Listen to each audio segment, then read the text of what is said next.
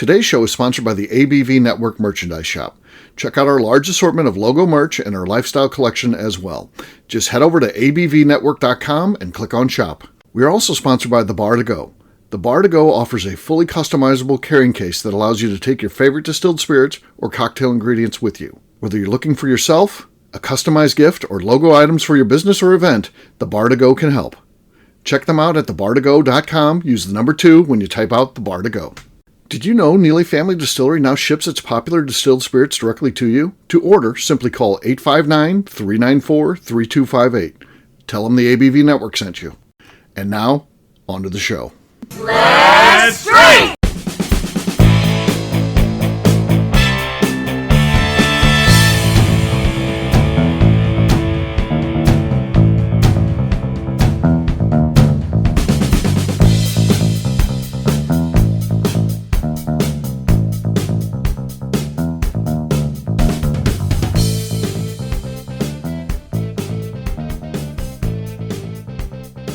Welcome to the Bourbon Daily, the podcast about everything bourbon delivered to you every day of the week. Today on the show, we talk to Jim Fosnot about his new career in bourbon.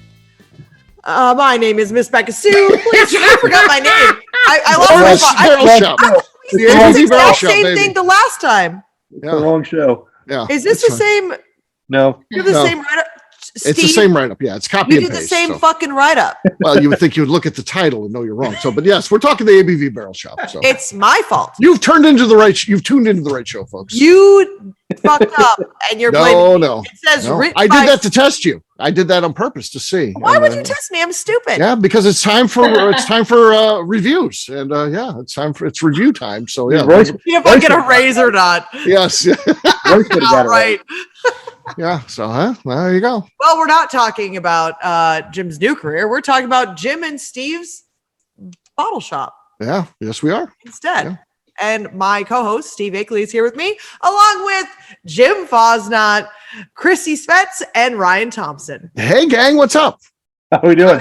Good. So yeah, we're going to be talking the ABV Barrel Shop, which is fun, and what we've got going on.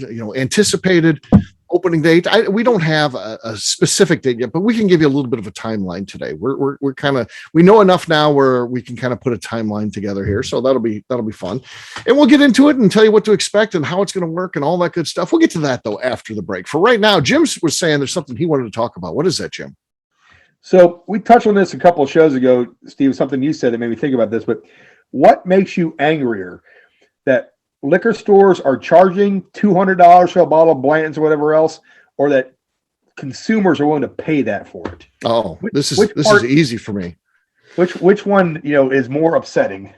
Yeah, the consumer's willing to pay, because it could not stay that way if they did not pay that price. They can put whatever price, they could put $1 billion on there if they want. None of that really matters until someone starts paying that. And that's the problem. There's one local store that sells their Weller for $100, $150, and $200, depending on if it's the special reserve, the antique, or the 12. That's the prices they sell for. And I think, well, that's fine. No one will ever buy it. And then I go in there, the next week, and some of them are missing. Several are, and it's like, wait a minute, they're buying it for that price. And yeah, they do. So that's why the store will continue to charge that price, because they can get it. So why not? I'm an entrepreneur, and I think, sell it for whatever you can get out of it. And if people are willing to pay it, so be it. I mean, do you think distillers should put a maximum price on there that they can sell it for? Because it exists in retail. You can have that, like Dyson has their price fixing and stuff like that. I don't think so. I think that's a bad look. I think to Steve, my thoughts are exactly in line with yours. It's the market is what it comes down to. If there's consumers that are willing to pay that much for a bottle, then that's what the market says, and so be it. And if the liquor stores can get that and pay their bills, then good on them. And so the market will change sooner or later, and things will start dropping, or maybe not. But in the meantime, the market sets the price, and the market sets the price, I think so. Yeah.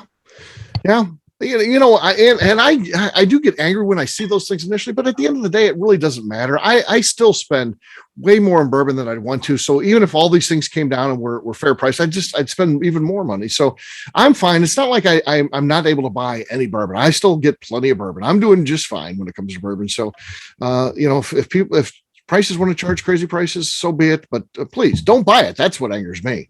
Chrissy, do you have a thought here on the? Yeah, I mean, I think it's more so the consumer. Yeah. And I think because I see such a mixture of people in the tasting room, some absolutely do not care about prices. I mean, I could sell them a case and they just flap their credit card. Right. So it's really it's different. I agree that I don't think anybody should pay a large sum for something like that, because first of all, I don't think you should train your palate to like something that is that expensive and is only going to grow more. I mean, I think I'm going to keep my product at a reasonable price, because that is just something that I want to focus on. Because I've seen products go from $40 to $200, and it's. What do you think, Beka? What makes you more mad? The consumer paying the price or the liquor store selling it for that price when it's this overinflated prices? $200 Blanton's is what we'll use as our example here. So people paying it pisses me off, but also them charging that pisses me off. But maybe what we should start doing is like the Arizona iced tea cans, where it was 99 cents per can for the Arizona iced tea. So you can't charge more than that. It says on the can 99 cents. So you could never charge more, right? Right. Start doing that on your bourbon bottles. This is my dad works for Arizona. I don't know. People know what retail should be. They're still paying. I'm saying secondary doesn't really matter. I mean, how sad would you be if you're drinking a $200 bottle of Blanton's? I would be very sad with myself. Yeah. I would not be impressed with, especially if it said on the bottle $39.99. Yeah. Well, Beka Sue, you're probably referencing maybe a meme I saw recently out there that was, we should put the person in charge of the 99-cent Arizona iced tea can in charge of inflation. Yes. Because those fuckers haven't changed the price in whatever, 20 years, right? Ever. Yeah. That's what it costs for Arizona iced tea. And that's just it. 99 cents. Okay. Now, well, what are your thoughts on this, Jim? You asked the question. Where do you fall on this? I align with everything you guys are saying. To me, it's the consumer that screws this whole thing up. But to throw a little twist on it, the thing that shocks me with this is that the distilleries don't just start upping the the wholesale price on these things. Like it's amazing to me how little increase there has been some, but it's nowhere near what the market price is for it. So right. I'm shocked that you're that Blanton's isn't $150 to the liquor store, $100 to the liquor store. The liquor store is still paying $45 for that bottle. Yeah, it is an interesting point how they hold the prices. It's a weird thing too, because I think they act like they hate it, but they really love it. It's in reality they like when they see $200 for a bottle that should be selling for $60. So I guess but I've always wanted, like Pappy, if they said they were doubling the price next year, that wouldn't impact. They'd still sell out the day they released it, and I don't understand why they don't do that actually, but. I don't know if I'm happy because they don't or not, because I'm not buying it either way. So it doesn't matter really. So I would just think that Julian Van Winkle could double his money, whatever he makes. Substantial. That's all that the family has. Just the one brand that comes out once a year. I would think I would be like, look at the market and be like, I'm just going to double the prices and it's not going to impact it. Right. I don't think he'd even get negative publicity because no one's buying it for the retail prices anyway, really. And even if they do, they're winning it in a lottery. They'd be glad to pay even twice the amount, I would assume. So, yeah, not a big deal. Well, what about, here's something that we donate bottles at silent auctions all day long, every day throughout the year, basically. And some of these bottles, you could buy them at $58 at our tasting room, or $99, depending, or $45, whatever. But they're going for $200, $250, $300 at these silent auctions. And granted, people are a little more free. They believe in the cause. Money at the silent auctions, but they're not paying for the bottle; they're paying for the cause. Yeah, exactly right. Yeah. Still, when the Pappy 25 came out, we wanted to do a auction for that. We wanted to get a charity. I got one bottle in St. Louis, and we had talked about getting a charity, letting them buy that bottle at retail, which I can't remember what the retail was, but it wasn't crazy, right? And then having a auction in one of our bigger stores, and then getting the charity get all the proceeds for that.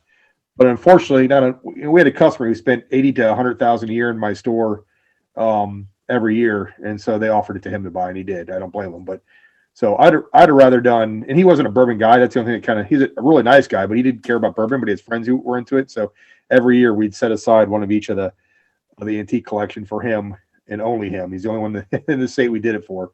But when you're spending $100,000+ a year in the store, you'll bend over backwards. I would too, Steve. By the way, if we have a customer who spends $100,000 a year in our store, Steve, they get the bottle of Pappy's. Then, Okay.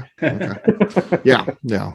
Which we won't have, by the way. No, exactly. Because we're only doing barrel picks, so we're only get barrel pick stuff. So unless distributor just loves us and decides to throw us a bone, but we would use it if we got something like that. We'd do a class around it. Is what we would do. If some distributors like, hey, I like you guys and thank you for all the barrel pick stuff, and here's a bottle.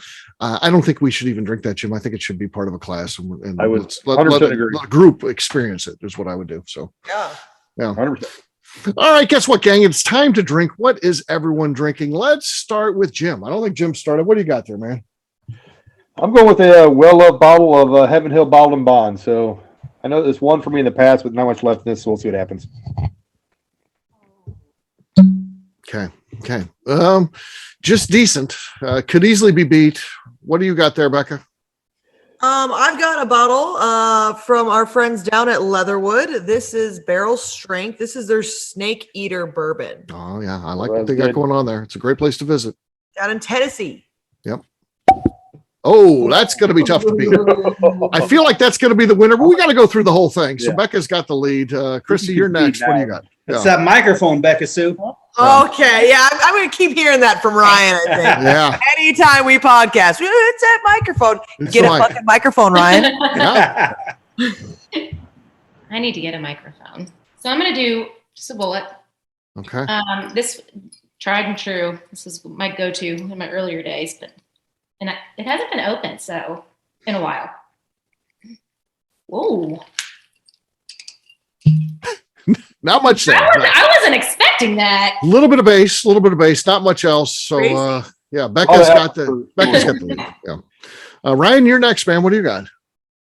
I'm doing a interesting imported Canadian whiskey from the old Sazerac crew, the old Caribou Crossing. Okay. Yeah. Canadian Blantons. Okay. No, not nothing really there. Must be your lack of microphone, Ryan. Now we're talking. I'm glad we're on the same page. It was explosive for Ryan, but for us it was nothing. So I've got Yellowstone. This is a single barrel. This is from a local, the Stubborn German, which is a brewery that also has a little bottle shop. And this one's called the Fruitcake Barrel. So let's see what we got here. Nothing there at all. Nothing going on cork pop wise. So Beka, you win that thing quite easily. How about that? Hands down. Just what I do here. Bottle signed by Stephen Ponte. If do I get credit for that? Signed by Ponte? No, you get zero credit at all. Cheers, guys. Cheers, gang. Cheers. Hey, Steve, this is Final Night Pour. All right. I do like this one anyway, so that's not a bad thing. Yeah. Last pour. End of the night pour. There it is. Good stuff.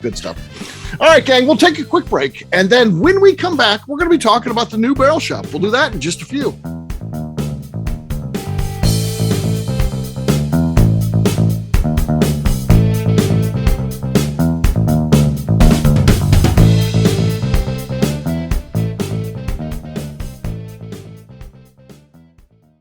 Hello, this is Steve Akeley of the ABV Network.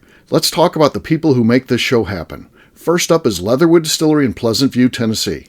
Company founder Andy Lang started distilling as a hobby while serving his country as an elite Green Beret. Andy distilled all over the world during his time in the military and brought this passion back to him in the U.S. when he returned home.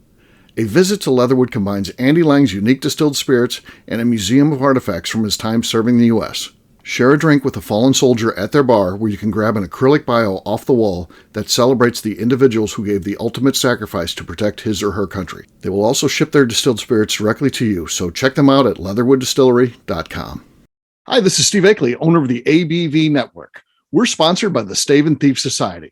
This is where you, a bourbon enthusiast, can expand your knowledge and emerge a bourbon steward. In 2017, I completed my executive bourbon steward certification. It's the most comprehensive bourbon certification program available and connects you with an expansive network of bourbon enthusiasts and professionals. Check out the full listing of in-person and online certifications and join the society today by enrolling at staveandthief.com. Okay, let's talk about Neely Family Distillery. In 2018, I met Royce Neely at an industry event. He started appearing on our shows, and we became friends during my frequent visits to Kentucky. Today, he's leading the way for young distillers making their mark on the bourbon industry. A visit to Neely Family Distillery combines family history, a look at what makes their products unique, and of course a tasting through their whiskeys, moonshines, and creams. Check them out at NeelyFamilyDistillery.com and visit them in Sparta, Kentucky.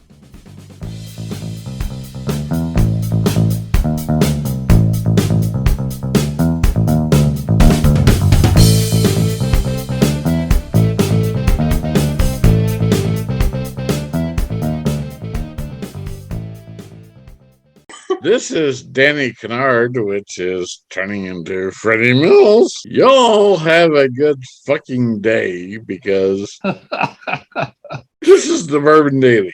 Thank you. Welcome back to the Bourbon Daily. Today we're talking to Steve and Jim Fosnot. Well, Steve Akeley and Jim Fosnot about the ABV Barrel Yes. Shop. Yes, we are. So yeah, it's gonna be really fun. I mean, Jim and I are gonna have a barrel shop geared around single barrel picks that we make, and we have a little bit of a history, particularly in this market, don't we, Jim? In terms We of sure picking do.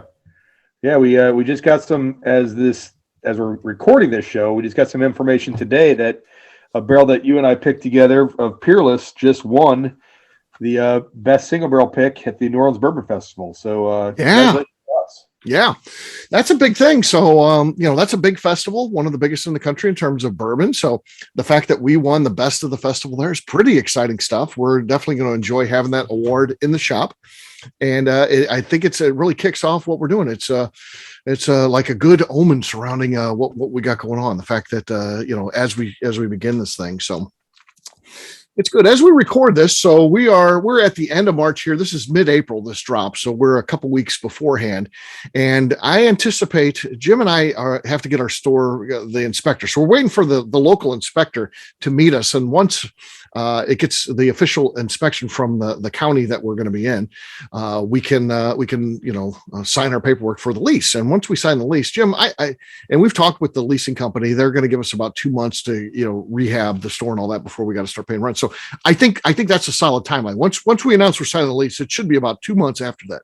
Don't you think, Jim? I would agree. Yeah, because we're going to have to get those barrels all approved to come in state. We got to get barrels approved. Yeah. We got to do a little work at the store too. So yeah, we got to do a lot of work at the store. So it's going to we've downscaled from our initial plan, which is fine. It's going to be a destination store. We're going to build a bar in there. We've got some plans for that, and you and I are going to build it ourselves, Steve. Yeah. Jim, I just do. I mean, the grunt work. I mean, I can hammer nails and all that kind of stuff. But I'm not good at deciding. Let's clarify. So I'll be there. That Steve Akeley is suddenly a contractor. You got it. When it's your own stuff, you just got to do it. Jim, I see that nice barrel wall behind you. I believe that you did that. Now, Steve, I see that poorly hung. I'm just poster behind you. Yeah, I'm just grunt work. Yeah, I can't do anything, but yeah, I can help out. But, speaking of good things that happened, when Jim and I were looking at these places, as a matter of fact, we looked in the shopping center, and we were looking at several of those shopping centers.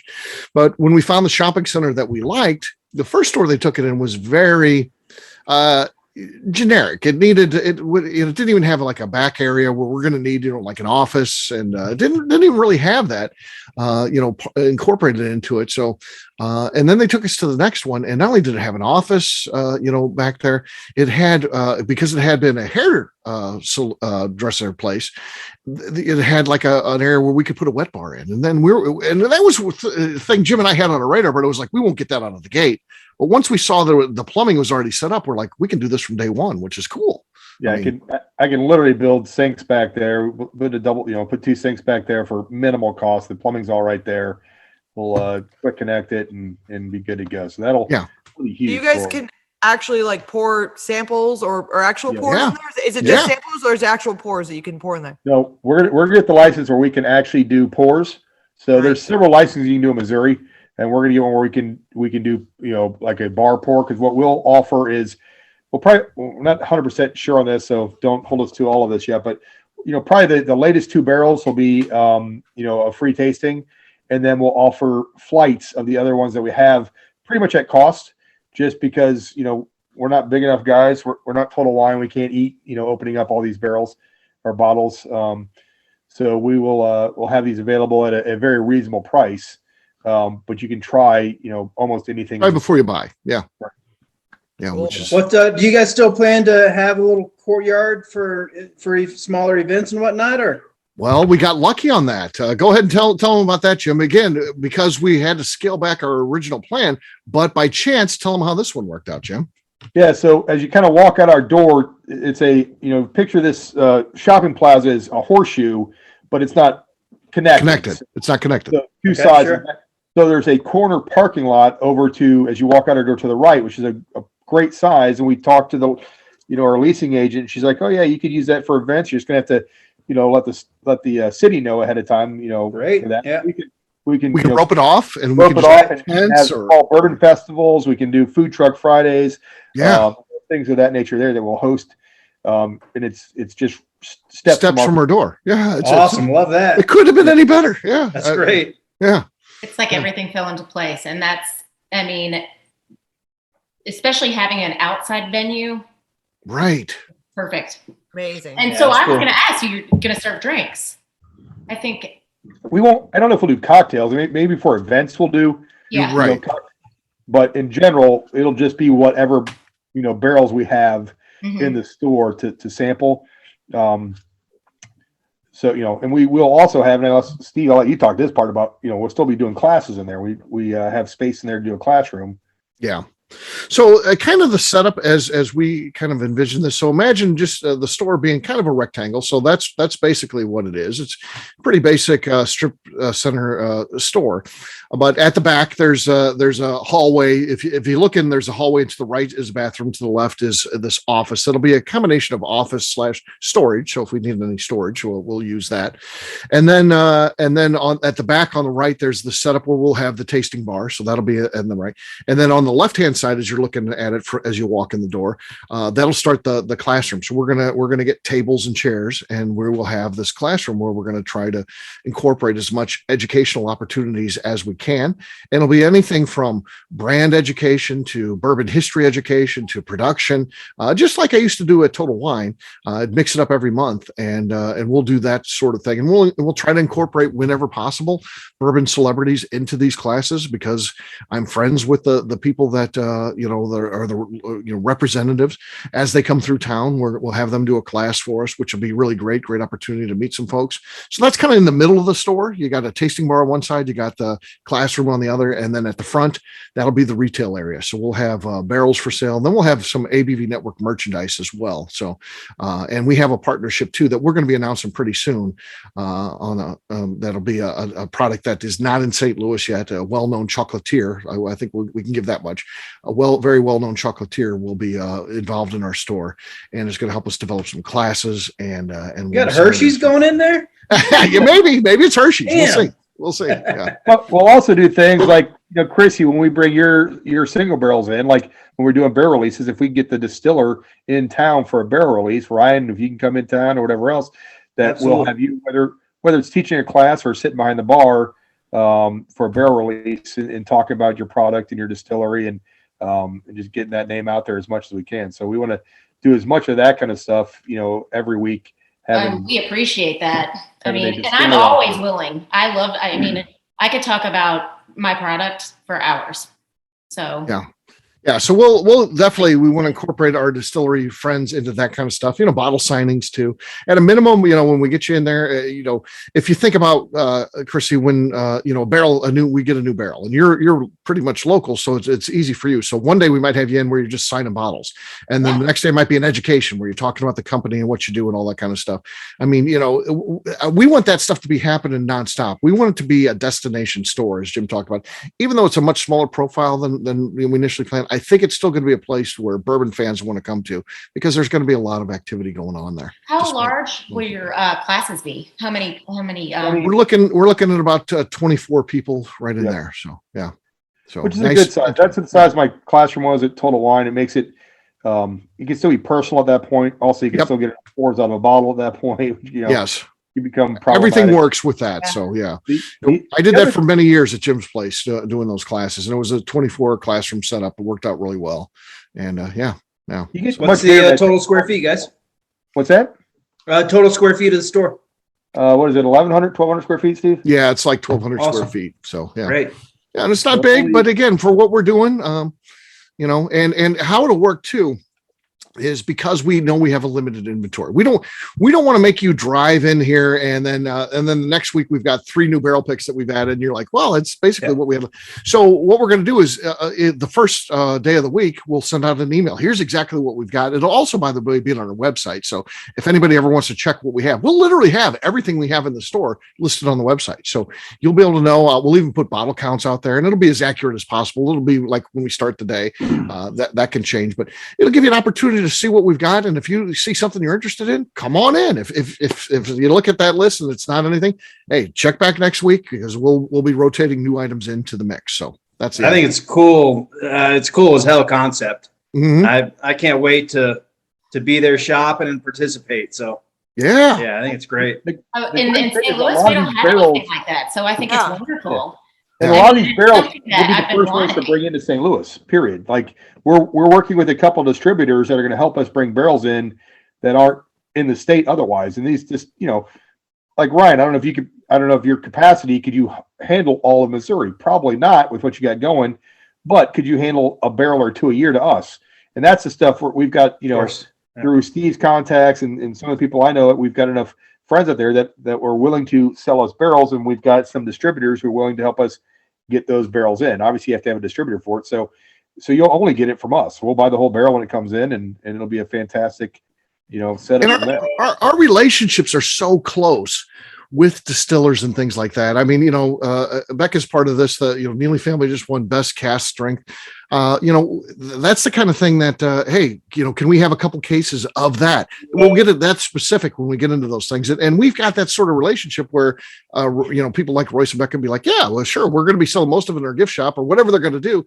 We can be part of those plans though, where we can offer it in St. Louis to a different segment of fans where you don't have to be in just in Kentucky. So that's the sort of relationships that we have, and we've got a list of over 100 distilleries already where we have close relationships with, where we can do those sort of things, which is very, very cool. I think that's one of the big reasons this concept works, because of your guys' experience in the industry and your guys' connection. So I think that's a huge added value to the overall business.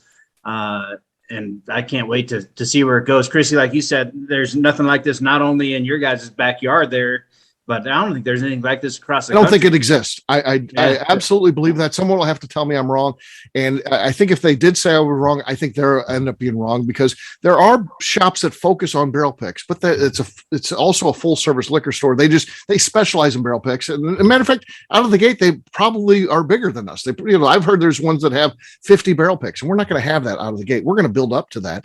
So I get that there's bigger, but again, that's the only thing we're going to focus on is single barrels. So we're different than anybody else out there. Yeah, for sure. I agree. Yeah. I mean, I'm really, really excited. Yeah. Beka, what did you want to ask?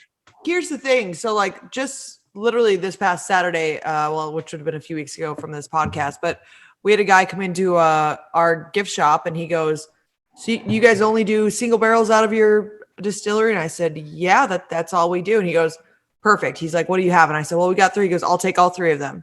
I'm like, okay. And he goes, I'm frankly, he's like, I'm not interested in buying any basic bourbon anymore. He's like, I'm not interested in just picking up. I know. Color. He's like, I don't want that anymore. He's like, it's boring. It's not fun. He's like, and I want single barrels. He's like, that's the only thing that I will buy anymore is just single barrel picks that distillers are doing, that shops are doing. Because he's like, it's not fun anymore. I think it's the purest thing in bourbon left. Even people are sick of getting the allocated stuff. I mean, it's so bad chasing your tail trying to get these things. It's such a waste of time. I think people are tired of it. But barrel picks are pure because normally, you have an opportunity to get them. If you like them, you can find them, and they're out there. And I think a store that specializes in just that, I think is going to be huge. Yeah, I think people are going to love it. Yeah. The other part that I love what we're doing, Steve, is that you and I have been a big proponent of craft for a long time, and really our focus, especially in the beginning, is going to be on craft distilleries. I love teaching people that a bourbon doesn't have to be 15 years old, to be fantastic. And I love, I would love blind tasting people on craft whiskeys, because everyone's like, oh no, it's got to be a national brand. It's got to be, at least 10 years old. It's got to be this and this. And I'll find bottles. And again, I'll go back to 10th Mountain. That one that the one that Steve sent me that sample of the hazmat was the best thing I tasted all year. And I easily have tasted 300+ bourbons this year. And people just have in their head that that's not true. And I used to love educating them. Right. One of the barrel picks that I'll be doing for a class here, that Maddie Gladden, that was the fastest sell through of a non-national brand barrel I ever had. We sold out of that whole entire barrel in 3 days. It was a spectacular barrel that they did out of French Lick. And I love teaching people about craft and letting them understand that, the reason that these national brands have to sit in the barrel for 10 to 15 years to be spectacular is because they're not going into the barrel as good. They're not pulling the grain flavor through. They're going into these crazy high proofs, and they're using, all the same corns and everything else. And I just love teaching that to people and letting them experience it. And we just saw this happen in New Orleans. And again, the category that Neely Family Distillery won is best cask strength bourbon. All the big players have cask strength bourbon. They're all participating in that. And imagine Roy said he happened to be around Connor from Heaven Hill and these big brands. Imagine all the resources they have behind them, and they're bringing the award. And Royce is hanging out with Connor and other people from the industry, and that's how they do the awards. You don't know who wins; they're just approaching people that won the awards, and then they hand it to Royce. Yes, through blind tastings, and they hand it to Royce, and it's got to be like, I don't know how I'd feel about that if I was work for a big heritage brand. I got every dollar behind me, and I'm in the hunt for that too. And here's this guy out of Sparta, Kentucky, wins that thing out of 125 competitors in a blind tasting. That's the kind of stuff that we want to introduce the people to in our shop. So we've got the relationships to be able to do that. We have the ability to bring them in, and no one else has the relationships we do. They just don't. I mean, we know everybody in bourbon, and we're going to take advantage of that. We're going to utilize those relationships to offer something special to you, the consumer. So. Yeah, there you go. Oh no, that's our store. So you plan on coming by to see us? Sign up now. ABV Barrel Shop. Go over there. There's a form you can fill out. It's literally on the top of the page. That's going to be our email or text database, and you can sign up for both if you like. You can sign up just for the email database if you prefer, and that's going to be how we keep in touch. And when we get everything officially lined out, when we can announce where our store is, where we can talk about the timeline for opening. We're going to do a Zoom event. So please get signed up for that if you're listening to this. And if you want to be a part of this from the beginning, that's when we'll be able to talk about it more. So sign up at abvbarrelshop.com. Steve, if we're part of your list right now with everything you got going on, are you going to transition that list over to that, or does everybody need to go to? Everyone needs to go and re-sign up because it's a sensitive thing. You can't necessarily assume people want to hear about that. And you get into the whole a list of spamming and stuff like that. And it'd be easy for a guy like you. You and I are good friends, and I probably should just take my best friends and put them over on that. But you can't assume that people want to hear about this because they're hearing about the other stuff you're doing. So I would say that, go ahead and fill it out and make sure that you're part of it so you stay in the loop. Yeah. Fair enough. Love it. Yeah, there you go. Okay, well, we'll wrap this show up as we always do by talking about where people can find us. Chrissy, we'll start with you. Where can people find you? You can find me on Instagram at Svets1, at Facebook at Christina Svets, and SamuelBurton.net. All right, Ryan. Our URL is 10thwhiskey.com. That's 10th, whiskey with an E.com. Across social, 10th MTN Whiskey. Wow, that's pretty professional for the last show of the night. You should hear Jim's plugs on the last show we did Friday. Jim was with me on Friday night too. I was like, Jim, where can we find you? I don't know. Passed out at the bottom of the steps. So, Jim, where can people find you? They can find me on Facebook at Jim Fosnot, on Instagram at FozJim, FAZZJAM, or if they go to Eventbrite, they can find my new tasting events that we'll be doing through the ABV Barrel Shop. Jim's Big Pour. We'll be doing every Friday night. Come join us. All right. Miss Beka Sue. Still sounds like Jim's nude tasting events. It is. That's why you're invited. You can find me not doing what Jim is doing, but down at the Neely Family Distillery, picking out barrels. And you can also find me on Twitter and on Instagram at Miss Beka Sue, 1K, no C's. All right, for me, I'm an easy guy to find. I'm at Steve Akeley on Twitter, Instagram, or Facebook. I've got a website, steveakeley.com. We've also got that company website. That thing's abvnetwork.com. That's the one you got to check out because everything that we do is out there. We've got over 3,000 shows for you to listen to. We've got our shop out there where you can buy our ABV Network merchandise and so much more. abvnetwork.com. Ms. Beka Sue, anything else to say before we get out of here? I just like to remind the audience to please give us a 5-star review that includes comments. It helps new people find the show, which is very important to us. If you like what we're doing, we ask that you please visit our Patreon page at patreon.com/the ABV Network. All right, great job today, gang. For audience, we'll have a brand new show for you tomorrow. Looking forward to that. Until then, take care, everybody. See ya. Bye. Bye. Thanks, guys. Cheers. Peace.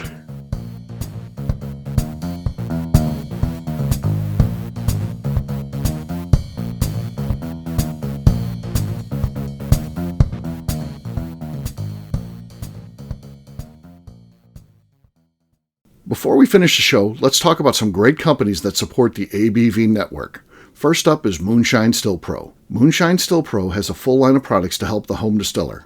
Whether you want to experiment on the stove in your kitchen or you're looking for a bigger setup in your backyard, owner Russell Creed and his team can help. They have multiple still offerings, accessories, and even grain from their partners at Goldstone Mill to assist you in making whiskey on par with your favorite distillery. They can also help you with some fabricated parts you probably can't make yourself if you are attempting a DIY still project. Learn more or order your still or parts at moonshinestillpro.com. Another friend of ours is the Goldstein family at Goldstone Mill. The Goldsteins offer a variety of heritage and heirloom grains to make the finest whiskeys in the world. Plus, they are more than just a grain company. They are truly consultants to make sure the grains they are providing to you or your business meet your highest expectations. Additionally, they work with mills around the country, ensuring shipping is as low as possible for their customers. If you're a distillery, brewery, or even doing this at home, Goldstone can assist you. Check them out at goldstonemill.com, call them at 217-254-6613, or check in via email at hello@goldstonemill.com.